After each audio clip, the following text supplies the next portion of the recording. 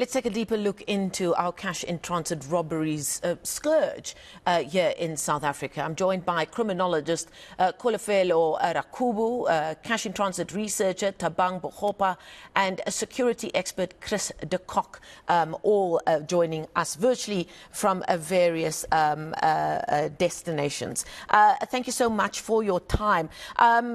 Criminologist Prof. Kholofelo Rakubu, let's speak with you here. You would have heard the comments being made by the highest police officer in the land, talking about how they've now involved specialist skills to try and combat the scourge, an intelligence-led operation leading to that big shootout on Friday in Limpopo. In your opinion, are the police making the right moves in trying to stem this tide? Good morning to the viewers. Yes, we would always acknowledge any efforts. And from what had transpired, it looks like they were at least a step ahead. Remember, we would always complain about the police being reactive. So in this case, the intelligence that we've been fighting about or calling the police to utilize, at least it bear fruits this time. But we just also interested again in their strategies going forward, because as they mentioned, it's on the rise. And looking into Limpopo is not an exception. And remember, it shares borders with your Zimbabwe, your Mos, and Botswana. And for that reason, it's going to be have problems. And it's also suffering from crime displacement. For as long as efforts in other cities are intensified, Limpopo is going to be a victim, or it's going to suffer. So with what has transpired, it's a step in the right direction. And going forward, we should see responses of this nature. Although it's unfortunate that lives have been lost, but we acknowledge an improvement, right, in terms of efficiency and enforcing the law. So going forward, this should also send message that no, the police are a step ahead, and they are going to give their all. Although we want to ensure that communities are safe in this regard, in this practice or in this term or methods that have been adopted, where now they leave no stone unturned or lives will be lost like that, communities will be should also always be safe. And we also encourage community participation at all costs. So we interested in knowing that intelligence-led policing, that okay, obviously community was totally involved, that because if we have these fruits at the moment or results, then something right happened. But I can't wait to hear from researchers with regard to this cash in transit as to what are the current findings, because I know Mr. Bogopa has been hard at work with regard to the research. Indeed, and this last shooting happened in his backyard, as it were. But let's go to Dr. De Kock first. I just want to get a big picture from him before we dig into some of that more localized research. Dr. De Kock, from a security landscape point of view, this has been a problem for more than a decade, if not longer, and it's brought with it a brazenness to this specific type of crime. There's heavy weaponry involved. It happens rather randomly in terms of a South African citizen point of view, not keeping in mind that there's intelligence involved and people might know where the next hit might take place. What kind of element has this added to our security landscape over the last while? Well, robberies of cash in transit is quite a old phenomena. You speak of 1 decade, but actually it's there since the end of the 90s. Indeed. And in the end of the 90s, it was actually very high. Then during the 2000s, the first decade in the 2000s, intelligence played a very important role to identify these syndicates and people involved, and many of them were taken down, either arrested or killed during shootouts when the police want to arrest them. At the end of 2010-11, there was virtually no cash in transit. It was very low figures. And then, unfortunately, as with all our other crimes since 2012, we saw a steady increase. And in the last few years, we actually, since COVID, we have actually seen quite a spike in robberies of cash in transit. Then also, very important, you find different cash in transit situations. The one is across pavement. Those are usually small groups of men. The one that is shown in your footage, that is usually small groups of men that attack the people who carry the cash into a shopping center, into a bank, or whatever the case may be. And this is about half of all the cash in transit robberies. But very interesting, in the old days, this was actually the dominant trend. And then came the heists where they stop a vehicle, a transit vehicle, an armored vehicle, on the highway, or maybe at one time 2 vehicles. And they use explosives to shoot the vehicle open, to explode, to get the door open, and then also explosives to open the safe. And this have now become actually the dominant trend in cash in transit. It's about half cash in transit over pavement, and half the one that we see now in the footage. So yeah, this is actually a very dominant, very organized crime. They plan up to 6 months before they strike a certain vehicle. And what I can say is the only medicine for this is what was used in the end of the 2000s, around about 2008-9, and that is you must have good intelligence and strike them while they're on their way to do a CIT heist, as was done here. You will remember about a year ago, maybe a little bit more, there was also in the south of Johannesburg a similar incident where robbers the police went to arrest them in a house, and there was a shootout, and I think in that case 8 people were killed. So this is the only medicine. You have to identify them and strike them just after the heist or just before the heist. Let's focus a little bit on Limpopo, which is where we find our specialist cash in transit researcher. Thabang, thank you so much for your time. Thabang Bogopa. It just so much happens that this massive shootout happened on Friday in Limpopo, in Makhado, and the police minister there saying that they were able to reach that kind of success, for want of a better phrase, because of intelligence and an intelligence-led operation. And I believe that started an investigation stemming from January already. What are the learnings that we could take from this successful operation on Friday, specifically in an area, Limpopo, in your opinion, Thabang? Good morning, and thank you so much. And maybe just to applaud the work done by the police, we are very proud of the activities that took place. What is at the core will be the issue of covert operations, which is known as intelligence. That in the same tune that the criminals were planning to orchestrate the CIT heist, our police, or the South African police, were also busy with their covert operations to intercept that activity. And that is a lesson that should be taken. Also, the issue of various units coordinating towards curbing this crime. Because in other situations, you'll find that it's only one unit that's trying to curb the orchestration of the criminal activity.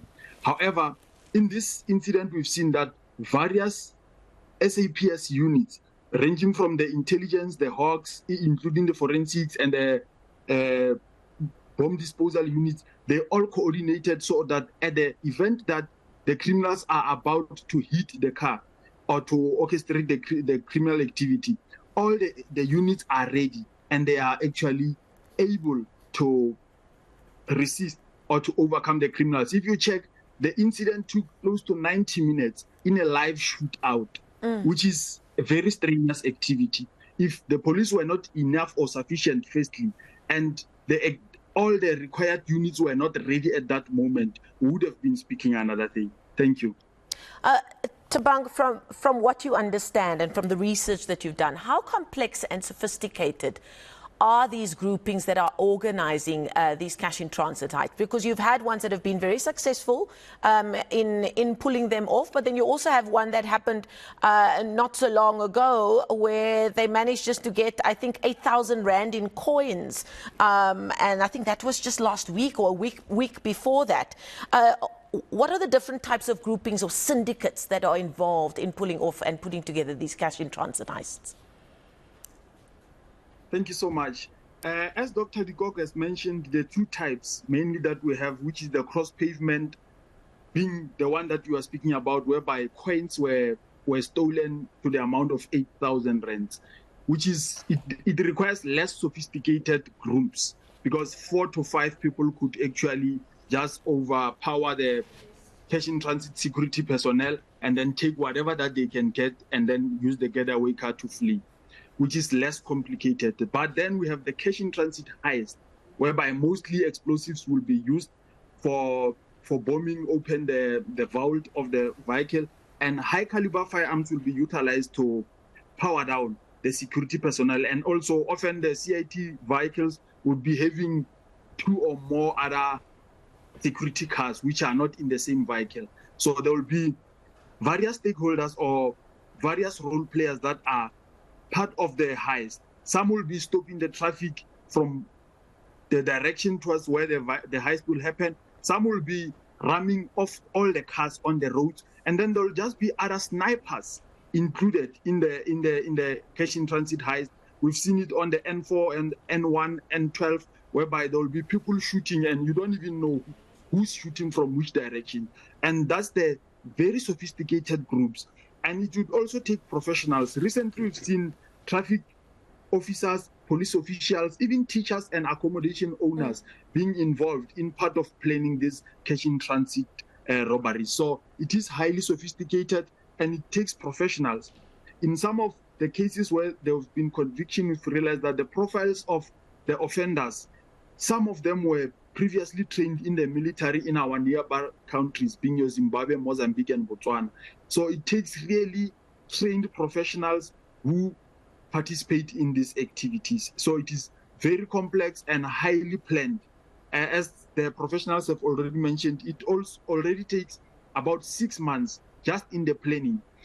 Some of the issues that they target, like you look at your Limpopo, your Rustenburg Northwest, your Mpumalanga, you'd find that the distance between the depot and the CBD allows a lot to happen there.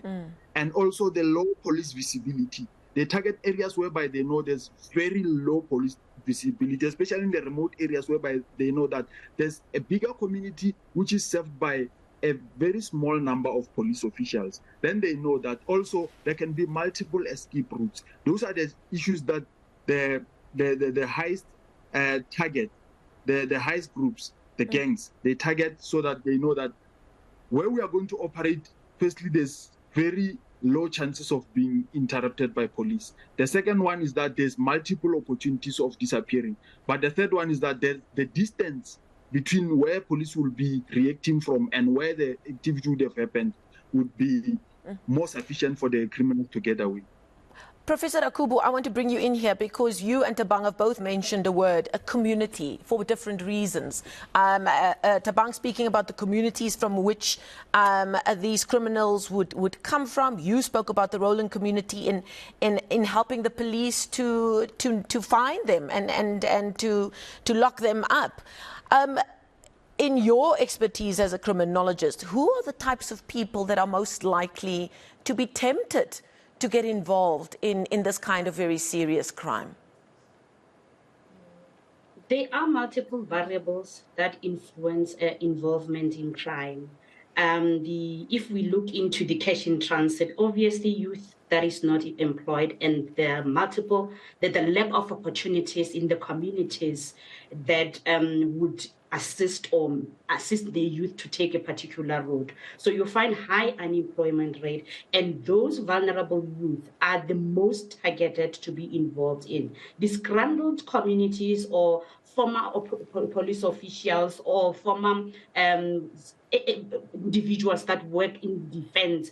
And again, the group that mostly joined, remember we have our communities housed most undocumented migrant workers, and those will take any opportunity to break the law. And mostly, like the researcher has specified, have been trained in army and so forth. So they don't think twice before they join that. And the minute they arrive in communities and find element of social disorganization, then they are likely to also assist in collapsing the systems, community systems, and recruit youth or lead in criminal syndicates. So the targets are those that vulnerable youth and undocumented migrant workers and disgruntled community members. And also, let's remember aspect of lawlessness. There are certain individuals that will just join without poverty being a factor or any other aspect.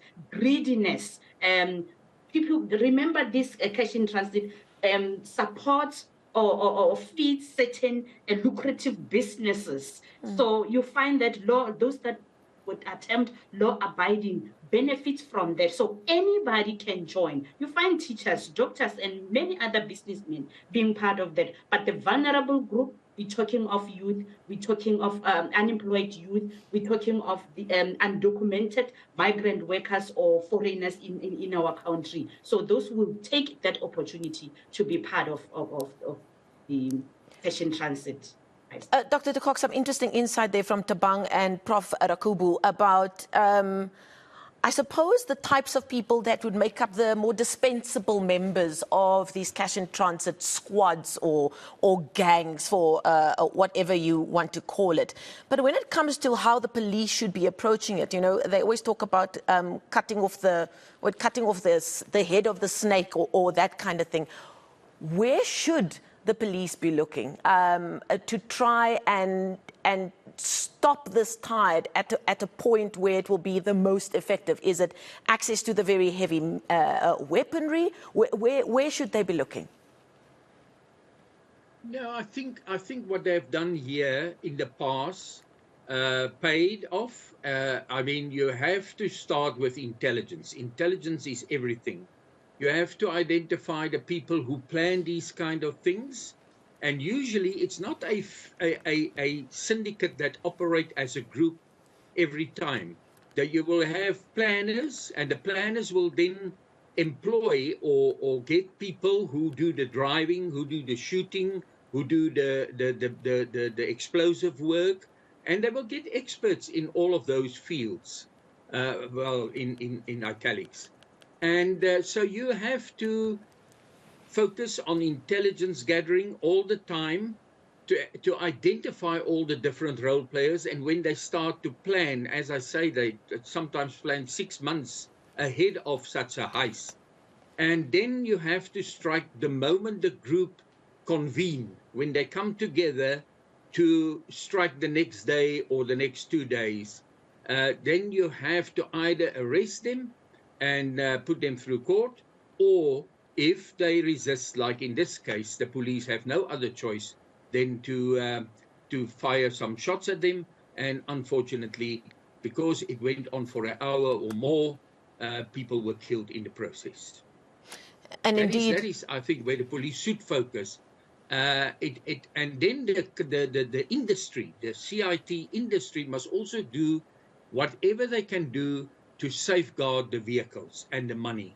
I attended many years ago, before COVID at least, I attended a demonstration where there is some foam. There's a cylinder with foam within the cash in transit heist vehicle in the safe, and that can be activated so that the robbers will just get nothing.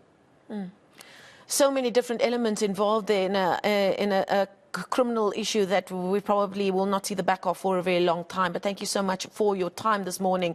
Criminologist Kholofelo Rakubu, cash in transit researcher Thabang, Bogopa, and security expert there we heard from in the end there, Dr. Chris De Kock. We thank them for their time this morning.